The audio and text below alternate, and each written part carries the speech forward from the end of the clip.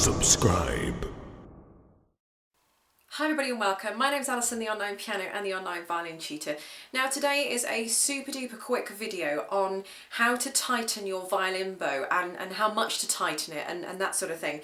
I'm getting a few questions coming up under some of the videos saying people don't know, perhaps they're not getting a sound out of the violin, or they don't know how to tighten the violin, and because they're not getting a sound out of the violin, probably because maybe the hair on the strings are too loose, sorry, the hair on the bow is too loose and they don't know how much to tighten it by and all that sort of thing. So I'm just very quickly going to show you how to do that and how much you should do that as a kind of standard. Everybody's different. Someone might say, oh, they have it tight, they have their bow tighter than me. Some people might say, oh, they have their bow looser than me, but this is what I do, this is what works for me. I suppose this is a general standard. It depends, it completely depends what you're doing. Sometimes if I'm doing very fast spiccato bowing, for example, I do actually tighten the bow a little bit more because I do want a little bit more bounce. But I will show you what I do as a general everyday one size fits all kind of use. So I just want to mention, actually, before, you can see that the hair on my bow is actually very loose right now because it's I've undone this as much, you know, so it is loose as it's going to get. After every time you practice, you should loosen off the bow. You shouldn't really leave the bow tight, because then it can sometimes cause the hairs to stay too tight, and then after a while they'll begin to slacken, and if you want to tighten them up, you'll have to keep tightening them more and more and more, and you can end up kind of ruining the bow and things. So after every single practice and you put the violin to bed and all that kind of thing, you should loosen off the hairs so that they are kind of, it doesn't have to be this much, but just so the hairs aren't kind of tight as you were when you were playing.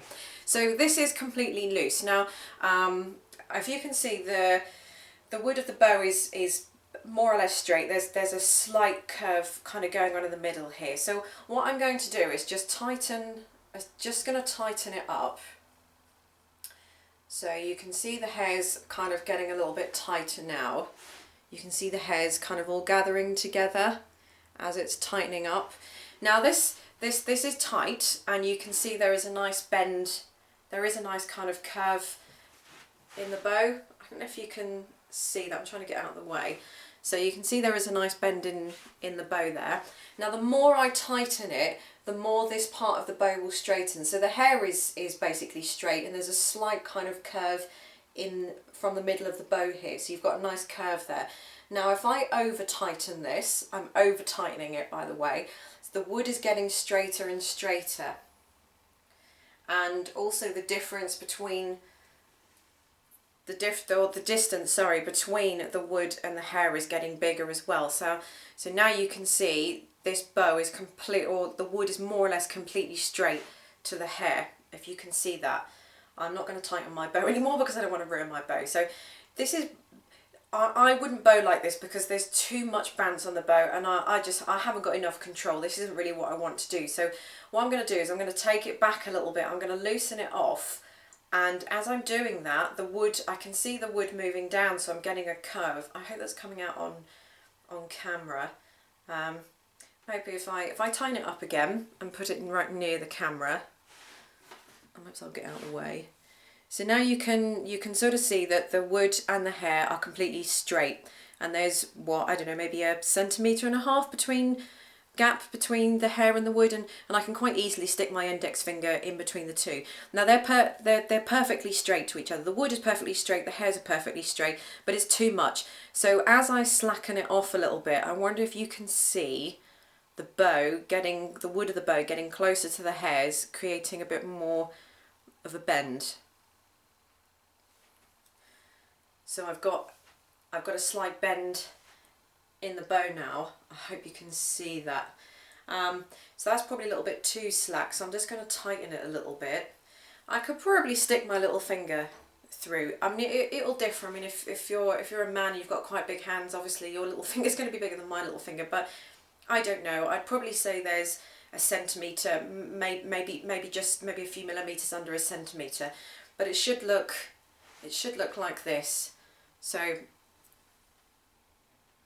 it's very difficult to get this on camera, sorry. But as long as you've got a nice bend in the bow, and I was telling somebody under one of the comments that you almost want to kind of tighten the bow till it goes straight, and then just slacken it off a little bit until it gets to the curve. So it's almost as if it stops being curved anymore, or the point right before the bow stops being curved and it goes completely straight is where you want to stop. So you don't want it completely straight, you just want it to be that level under that. So keep tightening it until you're just about to lose that curve and it goes straight, then just take it back a bit so you get back to that nice curve.